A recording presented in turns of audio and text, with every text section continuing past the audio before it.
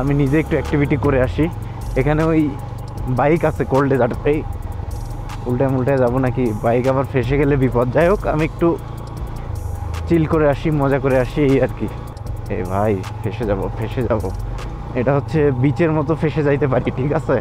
এই চাকা ঘুরতেছে খালি, চল।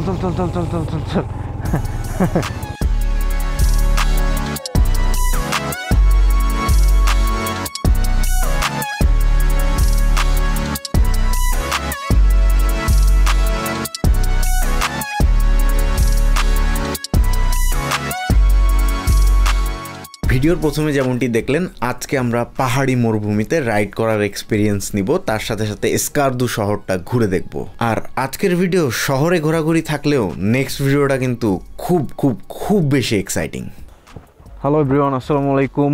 নতুন একটা ব্লগে সবাইকে স্বাগতম। আমি যে রিসোর্টটাতে আছি, এখান থেকে আশেপাশে তাকাইলে আপনারা পাহাড় দেখতে পারবেন। অ্যান্ড এই রিসোর্টে আসলে অনেকগুলা ফলমূলের গাছ আছে, অ্যাজ ইউজুয়াল এর আগের রিসোর্টে যখন ছিলাম তখন যেরকম ছিল। এই যে দেখেন, এটা কি ফল আমি জানি না, বাট চেরি ফল গাছ দেখলাম অনেকগুলা। এখানে বসার জায়গা আছে, এটা হচ্ছে স্কারদু সিটির মধ্যেই। হ্যাঁ, এই যে আর একটা ফল গাছ, সবগুলা সুন্দর সুন্দর গাছ আছে। বেশ এখানে বসে আড্ডা দেওয়া যাবে, টাইম পাস করা যাবে। একটু আগে এসে পৌঁছালাম, লাস্ট ব্লগ আপনারা দেখছেন, এখানেই শেষ করছি। এখন রিসোর্টটা ঘুরে দেখাচ্ছি একটু আপনাদেরকে, যে যেখানে আসলাম সেটা আসলে কেমন। আর আমার বাইকটাই যে এখানে রাখা। আর টাইম হয়ে গেছে অলমোস্ট 4টা। তো যেটা করতে হবে, আমাকে এখন খাবার খেতে হবে। 4:30 বেজে গেছে। তো খাবার খাওয়ার জন্য দেখি বাইরে কোথাও একটা বের হয়ে আবার আগে খাবারটা খেয়ে নিয়ে তারপরে স্কারদুর মধ্যে কিছু জিনিস এক্সপ্লোর করব। ये फ्रूट का नेम क्या है ब्रदर? आड़ू है। ओके, एप्पल के तरह है। खा के देखो। ओ कभी नहीं देखा, बांग्लादेश में ये नहीं होता है। अच्छा, बांग्लादेश है ऐसा है। हाँ हाँ, ये लो, ये अच्छा सा लो ना, अच्छा सा हाँ? लो ये क्या? हाँ और खाना तो है, इधर लगा हुआ है। हाँ, ठीक है, प्रॉब्लम नहीं। आप स्टे इधर ही है? हाँ, इधर ही है। अच्छा, একটা টেস্ট করেই দেখি। আচ্ছা, টেস্ট তো অনেক সুন্দর, রসালো।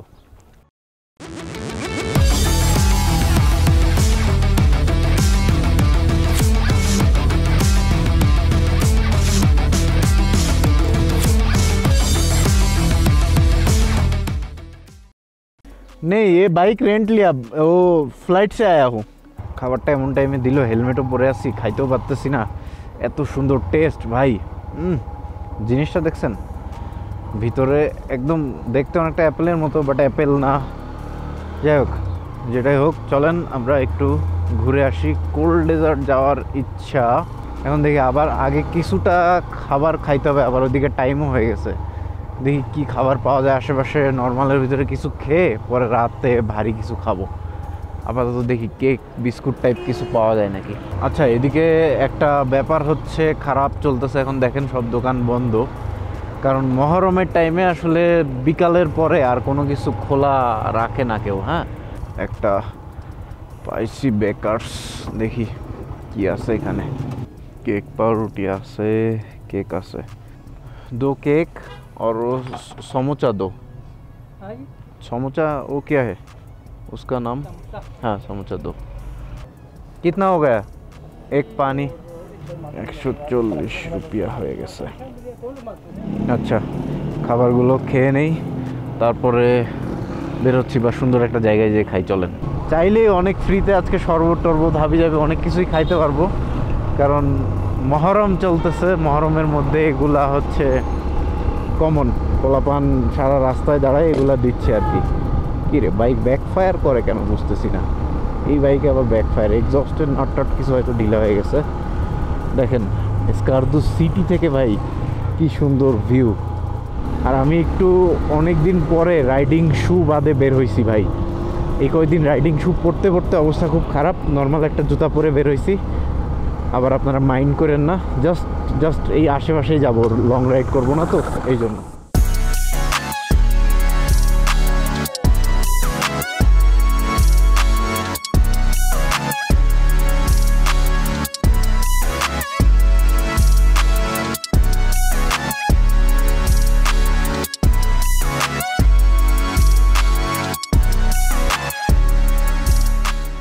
বিশাল সিটি। তাও হয়তো আমি এক সাইড দিয়ে আসছি, আরও বড় সিটি হতে পারে এটা। এখনও শেষ করছি নাকি জানি না, মনে হচ্ছে শেষ করছি। ওকে, এখান থেকে আরও 10 কিলোমিটার। আরে ভাই ঠান্ডা লাগতেছে তো। আমি জানি ঠান্ডা লাগবে, এই কারণে ঠান্ডার প্রিপারেশনও আমি নিয়ে আসছি। আমি জ্যাকেটটা নিয়ে আসছি, জ্যাকেটটা এবার কাজে লাগবে। এতদিন পর্যন্ত জ্যাকেট আনছি, কোনো কাজেই লাগে নাই। রাতে রাতে লাগবে যদিও ওই জ্যাকেট, শুধু রাতে, ছাড়া দিনের বেলা কোনো জ্যাকেটের কাজ নাই। চলেন সুন্দর একটা লোকেশনে বসে এবার একটু খানা পিনা করা যাক। প্রচণ্ড পরিমাণে ক্ষুধা লাগছে ভাই।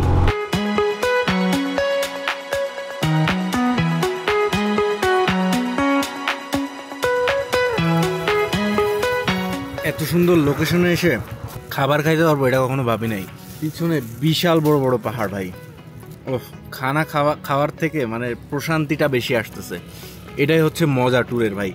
ইচ্ছা মতো যা মন চায় তাই করতেছি, যা মন চায় তাই খাইতেছি। টাইম বেশি নাই, অল্পই খাবো, বেশি খাবো না, আবার পরে খাবো।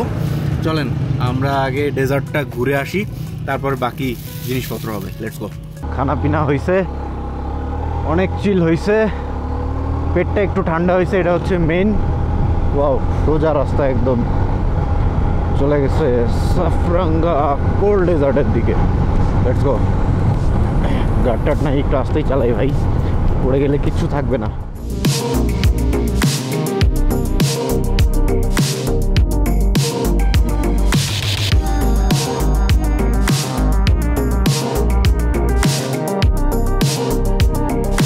এখানে লেখা আছে শিগার, জায়গাটার নাম দ্য ল্যান্ড অফ K2।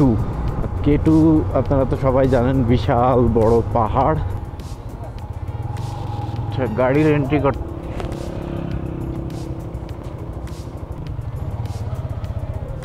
क्या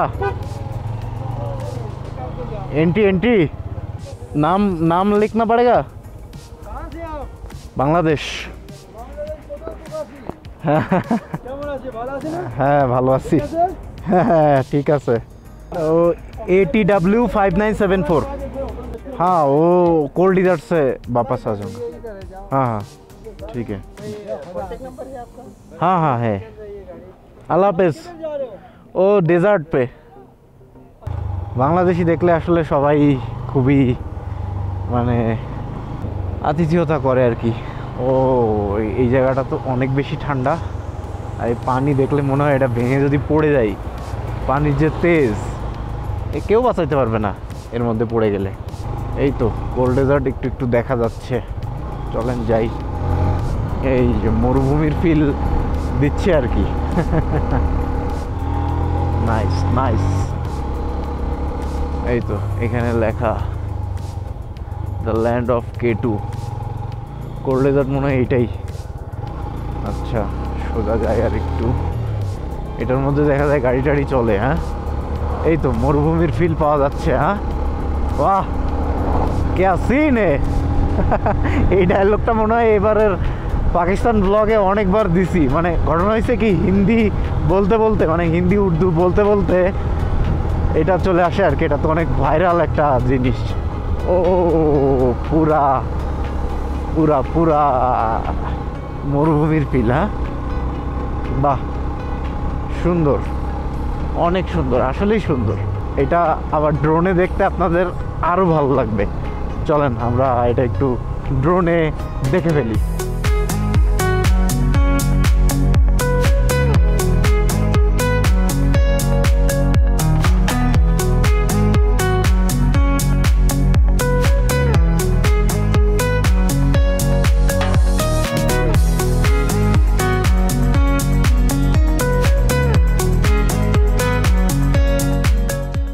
ড্রোন শটের মাধ্যমেই দেখতে ভালো, নিচ থেকে আসলে বোঝা যাচ্ছে না কেমন, বাট এটাতে বেশ কিছু অ্যাক্টিভিটি আছে, চাইলে করতে পারবেন। আমি নিজে একটু অ্যাক্টিভিটি করে আসি। এখানে ওই বাইক আছে কোল্ড ডেজার্টেই, উল্টায় যাবো নাকি, বাইক আবার ফেসে গেলে বিপদ। যাই হোক আমি একটু চিল করে আসি, মজা করে আসি, এই আর কি। চালাচ্ছি বাইক ডেজার্টের মধ্যে। এই ভাই ফেসে যাব। এটা হচ্ছে বিচের মতো ফেসে যাইতে পারি, ঠিক আছে, থামা যাবে না কোনোভাবেই, থামলেই ফেসে যাব। ও হো হো হো হো হো হো হো, ঘুরাবো কেমনে ভাই।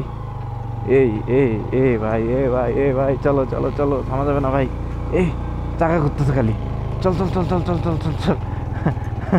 এবার দেখেন ভালো একটা ফিল আসছে না? আচ্ছা, এখান থেকে একটা পিকচার নিতে হবে, দাঁড়ান, সেলফি, এছাড়া আর কি।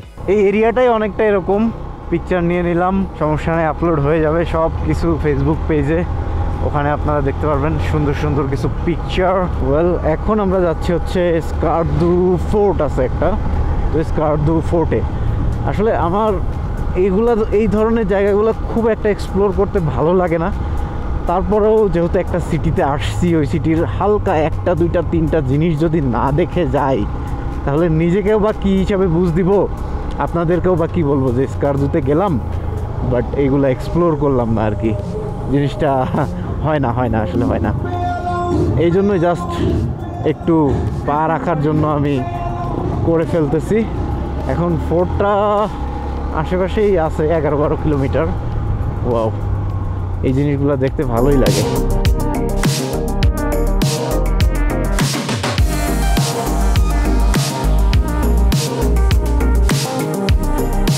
Welcome to Skardu, the land of giants. আসলেই দ্য ল্যান্ড অফ জায়ান্টস ঠিকই বলছে। আমরা এখন কোন দিকে যাব? শহরের মধ্যে ঢুকে গেছি, সোজাই যাব। এখনও 2.8 কিলোমিটার পরে ডানে চলে গেলে আমরা ফোর্টে পৌঁছে যাব।